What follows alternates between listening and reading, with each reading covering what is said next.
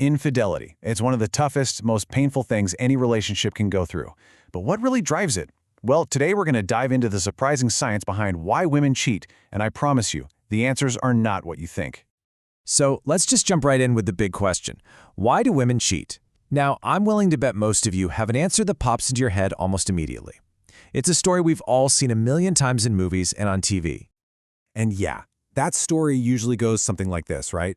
A woman meets someone new, someone exciting, there's this undeniable spark, this intense attraction, and she ends up cheating because she's just fallen head over heels for this other person. It's a story that's all about the affair partner. But is that what's actually happening? Not even close. A recent multinational study dropped a bombshell. Less than 7% of women said they cheated because of their feelings for their affair partner. So if it's not about some new, passionate love, what on earth is really going on here? Okay, to really understand the why, we've got to get some context first. For a long time, there's been this big gap between men and women when it comes to infidelity rates, but that gap is closing. First off, it's really important to get this straight. While cheating is obviously a huge breach of trust, it is a surprisingly common challenge.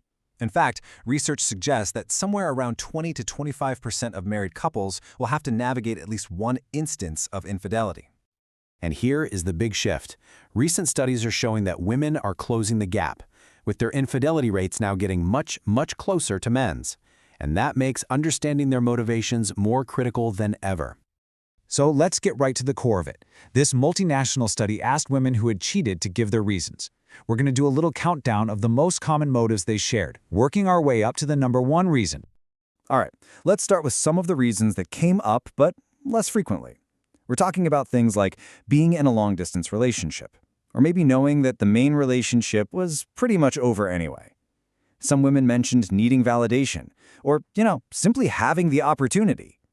But trust me, these are just the opening acts. Okay, now things start to get really interesting. Coming in at number 3 is revenge. Yep, if a woman's partner cheated first, she might be motivated to do the same thing. And get this, the data shows women are a staggering 5 times more likely than men to say this was their reason for having an affair. Now for the second most common reason, which you'll notice also focuses on the primary partner. The study found that women are 4 times more likely than men to cheat if they feel like their partner is just checked out, disengaged from the relationship. That feeling of being emotionally alone is a really powerful motivator. And the number one reason, well, it's not even a competition. The overwhelming majority of women, we're talking almost 65%, pointed to one thing: being unhappy in their current relationship. I mean, just look at this comparison. That massive bar for relationship unhappiness just completely dwarfs that tiny little 7% bar for feelings for the affair partner. The difference is huge, and it tells a really clear story.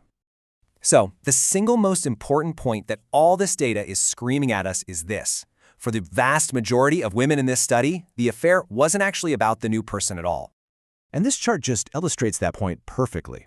When you lump all the motivations together, over 93% of the reasons women gave were really just symptoms of a problem at home. Dissatisfaction, feeling ignored, wanting revenge. Less than 7% had anything to do with the affair partner themselves. The researchers' conclusion really just says it all. For many women, infidelity is a phenomenon that's deeply rooted in the dynamics of their main partnership, not in the temptation of an outside one. Okay, so if unhappiness is the symptom, what's the disease? What's the root cause? Well, many psychologists believe it boils down to a fundamental human drive. Let's talk about the theory of need fulfillment. The theory is actually pretty simple. All of us, as human beings, are hardwired to get our core needs met, and infidelity often becomes a serious risk when those fundamental needs just aren't being fulfilled within a relationship. The research points to a few key areas here. We're talking about the need for belonging and a real emotional connection, the need to feel valued and have healthy self-esteem, and yes, of course, the need for sexual satisfaction. Now, this isn't an excuse. It doesn't mean that if your needs aren't met, you'll automatically cheat. But what it does suggest is that when a person is feeling a major deficit in these core areas, it creates a kind of void. And that void can make the connection or the validation from someone else feel incredibly powerful and much harder to resist. And that really leaves us with one last, much bigger question.